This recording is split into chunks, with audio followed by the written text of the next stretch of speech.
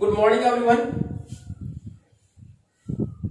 We are continuing with our lesson mineral and energy resources or power resources. Till now, we have discussed about the minerals, how they occur, what are the different physical properties of the minerals, what are the different forms of minerals, and what are the different uses of minerals, why we need to conserve them. So all these things we have discussed about the minerals as well as the distribution of minerals throughout the world according to different continents. अब तक हमने minerals की definition, किस प्रकार how they are formed, किस प्रकार बनते हैं, कौन सी रॉक्स में कौन सा मिनरल पाया जाता है, किस कंटिनेंट में कौन से मिनरल की हमारे पास जो प्रोडक्शन है वो ज्यादा है, डिपॉजिट ज्यादा है, ये सब हमने अब तक डिस्कस किया था. Now we are moving towards our second topic, that is power resources, power और एनर्जी रिसोर्सेज. तो उसमें ऊर्जा जिसकी हम बात करें, यहां भी पावर और एनर्जी रिसोर्सेज, तो इसमें भी फिर एक एग्जांपल से एक्सप्लेन कर रखा है. उसमें चाहे आप खुद का नाम लिखें, उसमें सन्नी लिखा हुआ है बुक में, तो सुबह से सारी activities what ever done by his mother, उसकी माताजी के द्वारा जो जितनी एक्टिविटीज की जा रही हैं उनके द्वारा दिखाया गया कि सुबह से लेकर शाम तक एनर्जी रिसोर्सेज का किस प्रकार कंजप्शन है, घर में किस प्रकार इस्तेमाल हो रही है. In the very beginning, her mother after waking up first of all on the geyser or to warm or to heat the water to take bath. सीधी सी बात हो सकता है सर्दी का समय रहा हो, सुबह से गीजर चलाएगा ताकि पानी गर्म रहे नहाने के लिए. Then after she prepared some milkshake with the help of mixer, juicer और ब्लेंडर. उसकी मदद से फिर किसे चलाया गया, with the help of electricity. उसके बाद तीसरा, फिर वापस उसके लिए ब्रेकफास्ट बनाया गया, again on the gas stove, फिर एनर्जी का फॉर्म गैस. तो उसमें अलग अलग इस प्रकार के इस्तेमाल दिखाया गया कि हम फिर उसके the clothes which were iron, जिनको क्या है प्रेस की गई, तो वो भी with the help of electricity. ये सारे यूज दिखा रखे थे किस प्रकार सुबह से लेकर शाम तक इलेक्ट्रिसिटी का इस्तेमाल होता है, इवन फैंस और lights which we are using at home. हमारे जीवन को काफी कुछ आसान बना दिया इन सुविधाओं ने, लेकिन प्रॉब्लम कहां है, the consumption of all the resources at a fast pace create a gap between the supply and demand. अब इतना सारा हम संसाधनों का इस्तेमाल कर रहे हैं कि हमारे सामने गैप बन गया कि डिमांड ज्यादा है, सप्लाई कम रहेगी, तो उसको पूर्ति करना बहुत मुश्किल है. यानी हम सारे जितने भी इलेक्ट्रिक गैजेट्स हैं घर पर, इंस्ट्रूमेंट्स हम इतने सारे इस्तेमाल कर रहे हैं, टीवी, लैपटॉप, जो हमारे पास फोन्स हैं, ये सारी चीजें इलेक्ट्रिसिटी चल रही है, तो इतनी सारी एनर्जी जो हमारे पास जो रिक्वायरमेंट हो पूरी नहीं हो पाती, रिसोर्सेज नहीं इतने. अब फिर हमने इन एनर्जी रिसोर्सेज को दो हिस्सों में बांटा है.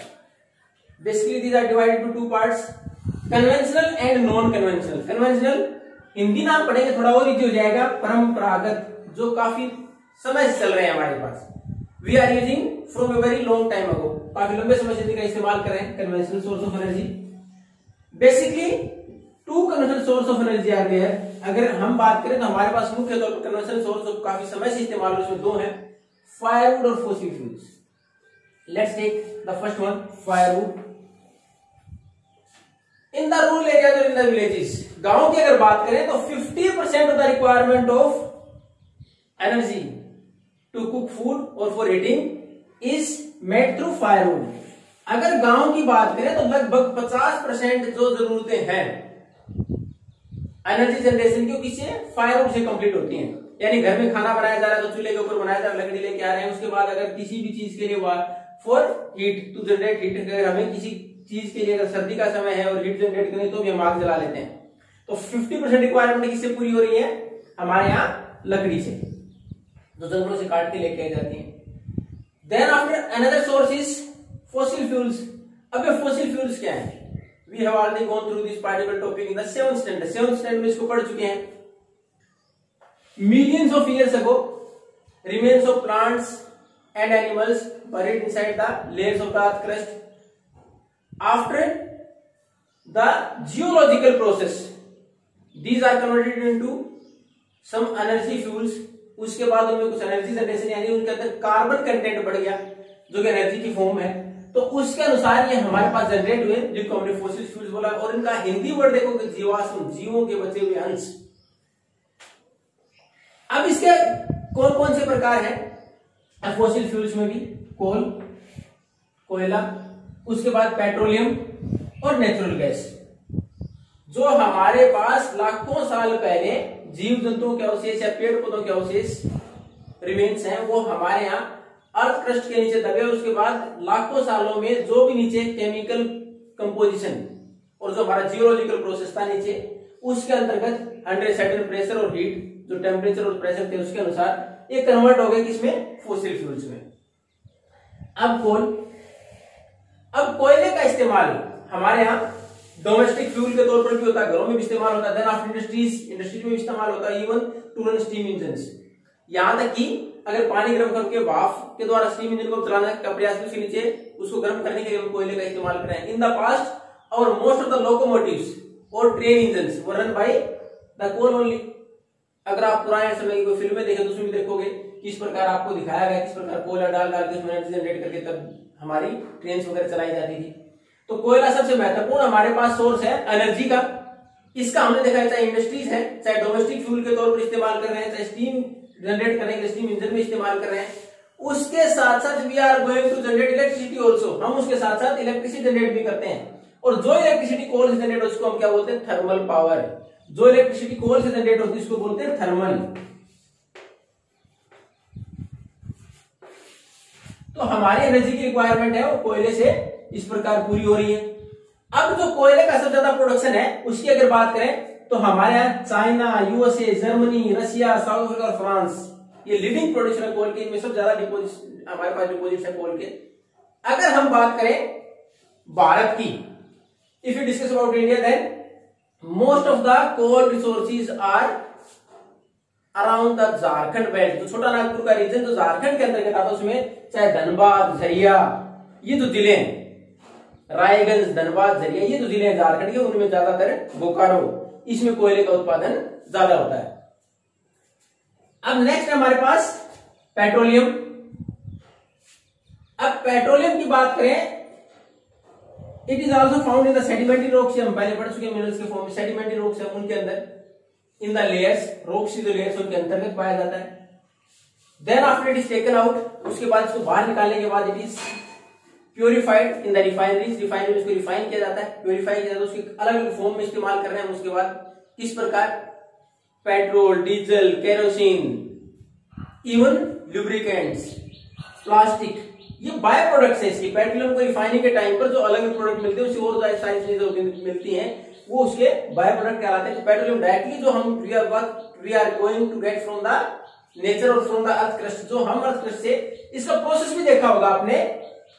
जब मिनरल्स की फॉर्म पढ़ी था आपने, पढ़ी थी माइनिंग, क्वेरिंग, ड्रिलिंग। तो ये कहां से? ड्रिलिंग। एक deep bores are made to take out the petroleum outside. उनको पेट्रोल को निकालने के लिए गहरे बोरवेल जैसे हमारे पानी निकालने के ऐसे किए जाते हैं। तो उसको ड्रिलिंग के प्रोसेस से इसको बाहर निकालने का। और आप उसके आसपास देखते हो जितने व्हीकल चल रहे ज्यादा डीजल, पेट्रोल। उसके बाद ट्रेन के आजकल इंजन है वो भी ज्यादातर डीजल से चलाए जा रहे हैं। इवन आपकी साइकिल में अगर आप बात करो तो जब वो चैन में आवाज नहीं आती, आप देखते हो उसमें थोड़ा थोड़ा ऑयल डालते हैं, तो वो भी बाय प्रोडक्ट है पेट्रोलियम का रिफाइनिंग के बाद। ये सारी चीजें हमारे पास पेट्रोलियम से डीप डाउन द क्रस्ट। फिर दूसरा हमारे पास इसके लिए आइदर ऑफशोर और नियर द कोस्टल एरिया, जैसे कोस्टल एरिया के नजदीक इनके ज्यादातर भंडार है, या फिर ऑफशोर किनारों से थोड़ा सा अंदर जाके, जैसे बॉम्बे हाई भारत की बात करें तो। इसको ब्लैक गोल्ड क्यों बोलते हैं? When we are going to get it in the raw form, जब पेट्रोलियम डायरेक्ट नीचे से निकालते हैं, at that time its colour is dark. उस टाइम इसका कलर थोड़ा सा डार्क है, इसलिए इसको ब्लैक गोल्ड बोलते हैं। हालांकि ब्लैक गोल्ड भी अलग अलग है। हम स्पाइसेस की बात करें तो black pepper is also called black gold, उसको भी सोना, काला सोना कहा गया है। पेट्रोलियम को ब्लैक गोल्ड क्योंकि इन the raw form it is dark in colour, इसलिए इसको ब्लैक गोल्ड बोला गया है। अब इससे मैंने बताया कितने सारे बाय प्रोडक्ट है, जैसे इसको रिफाइन करेंगे, पेट्रोल, डीजल मेन सोर्स, के बाद नेचुरल गैस, इसके अपर जो हमारे पास लेयर है उसमें पाई जाती है। उसके साथ साथ हमारे पास सिंथेटिक फाइबर इससे बनाया जा सकता है। उसके साथ केमिकल फर्टिलाइजेशन में इसका इस्तेमाल होता है।